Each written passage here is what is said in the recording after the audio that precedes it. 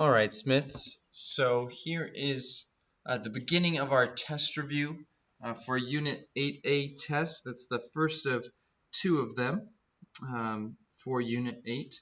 We're talking about circles, and this video is going to cover the vocabulary. The nice thing about the vocabulary, and this is the whole front page of the worksheet, nice thing about having a video for it is that you can pause it anytime. So I'm not going to stop to give you time to write, but if you need to stop it at any time and write, feel free to do that.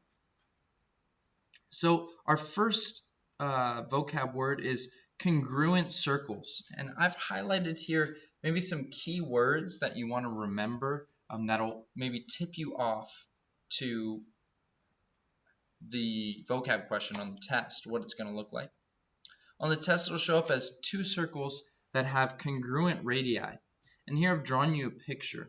If we have two circles, and let's say one has a radius of x, and the other one has a radius of x, well then those two circles have the same radii or equal radii.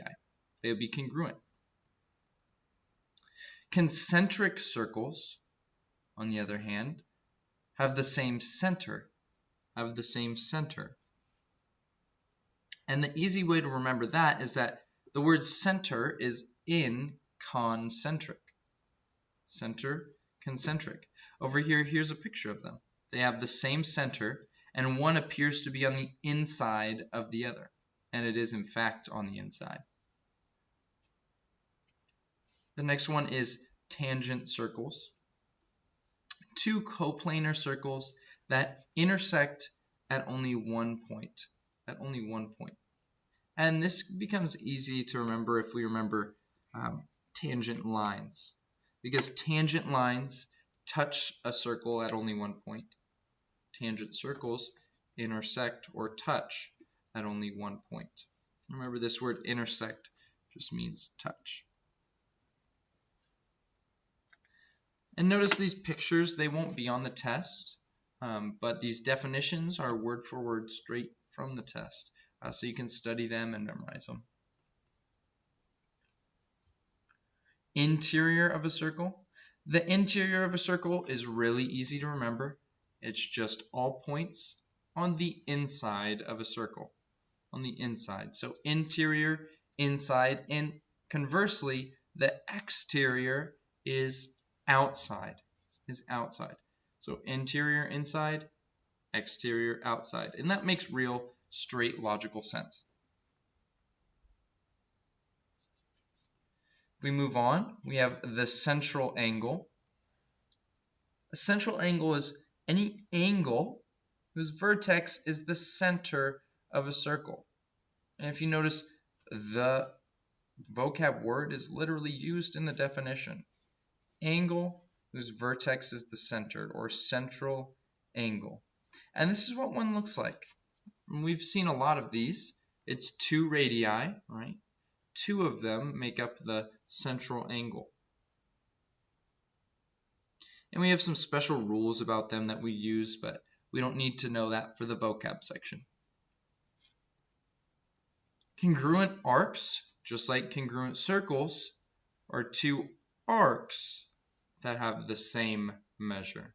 Two arcs that have the same measure. So again, we just see arcs, same.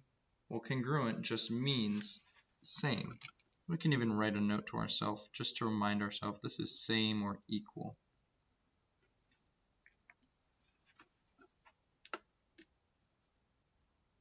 Okay. Major arc. So if we have a major arc, that's part of a circle that measures between 180 and 360 degrees, meaning it's greater than 180. Over here, if we have that central angle again, it would be this long way around, this long arc that goes from this part of the angle on the outside of the angle. So the longer part, that's more than 180. A minor arc, on the other hand, is less than 180. So again, if we had that same circle with the same central angle, the minor arc would be that small part right here. That small part right there.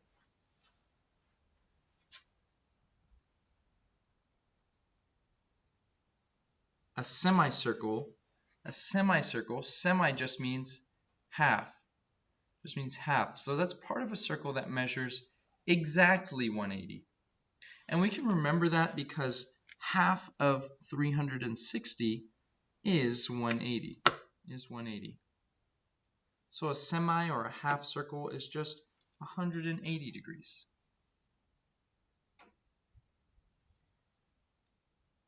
Remember that a semicircle is made by a diameter. So anytime we see a diameter, we know there's a semicircle.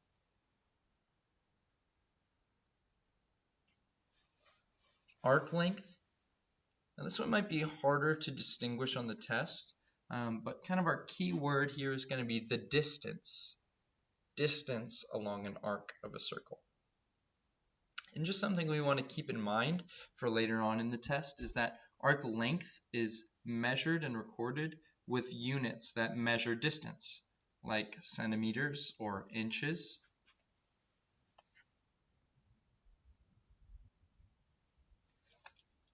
Next we have sector area. Sector area has a weird definition at first sight, but then once we kind of decrypt it, it becomes really simple. Sector area, the definition is the number of square units that fit inside a sector of a circle. Well, I've drawn a sector right here, right? And from our definition, or from our vocab word, we see that the definition contains the word sector. And then if we think about area, we automatically think about square units, right? We know that area is always going to be recorded with units squared.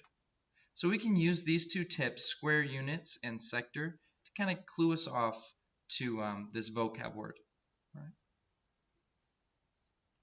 The sector of a circle, the definition of a sector of a circle, is the part of the circle bound by the radii and an arc of a circle. So be careful on the test just not to mix these up. Just notice that the sector area has square units, and the sector of the circle has this word bound in it. That's kind of a cheap memory trick, but it'll work for this test.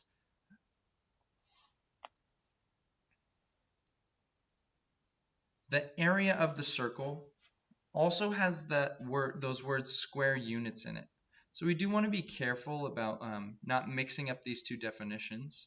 But again, once we see square units, we know that we're dealing with area, so area of a circle. And then for this definition, our other key word is going to be the interior of a circle, kind of that phrase. This is the whole inside, the whole inside. And then last but not least, we have circumference, the circumference. And all that is the distance around a circle. And we might even make a note to ourselves mentally that it's one time around, but that won't be on the test. So as long as you look for those words distance around, you'll be fine. You'll be able to find the circumference on the test.